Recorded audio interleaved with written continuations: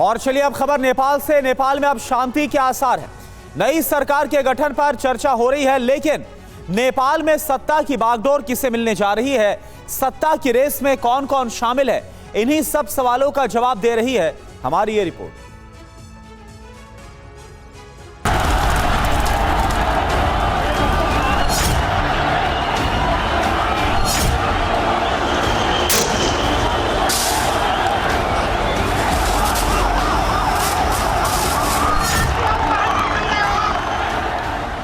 नेपाल की राजधानी काठमांडू आक्रोश की आग में 2 दिनों से इसी तरह जलती रही।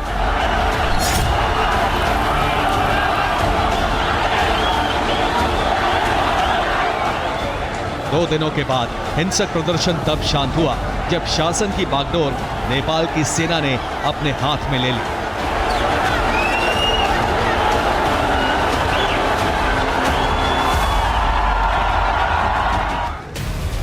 अब पूरे नेपाल में कर्फ्यू लागू है।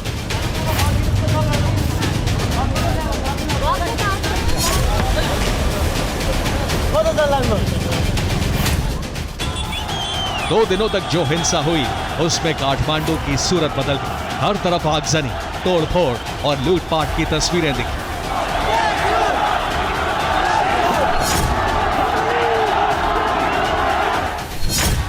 प्रदर्शनकारियों ने नेपाल की संसद को आग के हवाले कर दिया, सुप्रीम कोर्ट को जला दिया, सचिवालय में आग लगा दी, राष्ट्रपति भवन और राष्ट्रपति के निजी आवास को जला दिया गया। नेपाली प्रधानमंत्री के ऑफिस सिंह दरबार का दहन कर दिया गया। प्रधानमंत्री के निजी आवास को जला दिया गया। क्रोध की आग में कई मंत्रियों के घर को स्वाहा कर दिया गया। कई सरकारी इमारतों में आगजनी और तोड़फोड़ की गई। कई मीडिया दफ्तरों में भी आग लगा दी गई। काठमांडू में होटल हिल्टन भी आगजनी से बर्बाद हो गया। इस तरह के तार लगाए गए हैं कि अगर कोई अब भी जबरदस्ती करने की कोशिश करेगा तो उसको आगे किया जाएगा। सिक्योरिटी पर्सनल्स के रूम को जलाया गया। इसके अलावा जो बैरियर्स यहां पर लगे गए थे उसको जलाया गया। और अंदर की आप तस्वीर देखिए, सेना यहां पर सुरक्षा संभाली हुई है। इस तरफ से जरा दिखाइएगा। और ये राष्ट्रपति भवन की वो तस्वीर है कल जिसको पूरी दुनिया ने देखा, संसद भवन को। प्रदर्शनकारियों ने विपक्ष को भी नहीं छोड़ा। जो नेता सत्ता में नहीं हैं, उनके घर भी जला दिए।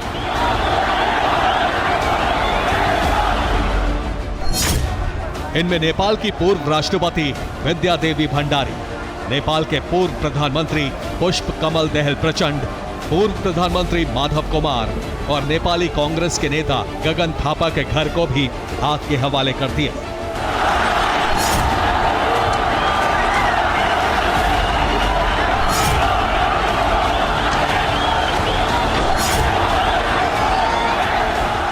प्रदर्शनकारियों ने जिन घरों और सरकारी इमारतों में आग लगाई, वहां लूटपाट भी की।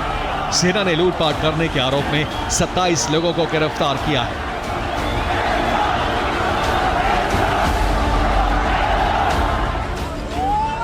हिंसक प्रदर्शन के दौरान नेपाल की 18 जेलों से 6000 से ज्यादा कैदियों के भागने की खबर है।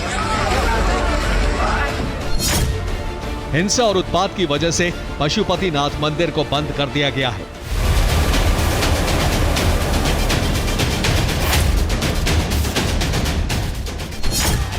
इन सब के बीच नेपाली सेना और जेन जी के बीच नेपाल का भविष्य तय करने के लिए बैठक हुई।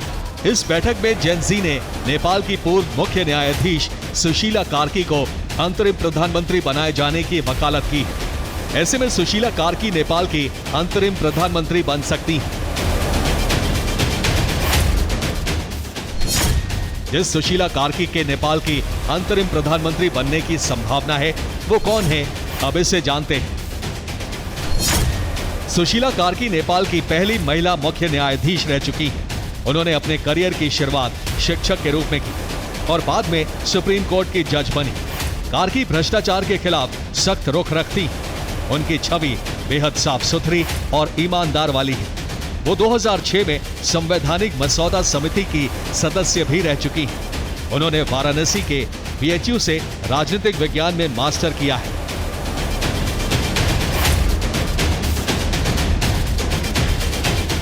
कार्की के अलावा कई और लोग नेपाल की कमान संभालने की रेस में हैं। जेन जी के प्रदर्शन की अगुवाई करने वाली NGO हामी नेपाल के अध्यक्ष सुदन गुरुङ, उनमें जेन जी के प्रदर्शन को समर्थन देने वाले काठमांडू के मेयर हालेन शाह, नेपाली कांग्रेस के नेता शेखर कोइराला और नेपाल बिजली विभाग के पूर्व मैनेजिंग डायरेक्टर कुलगाम घिसिंग भी हैं।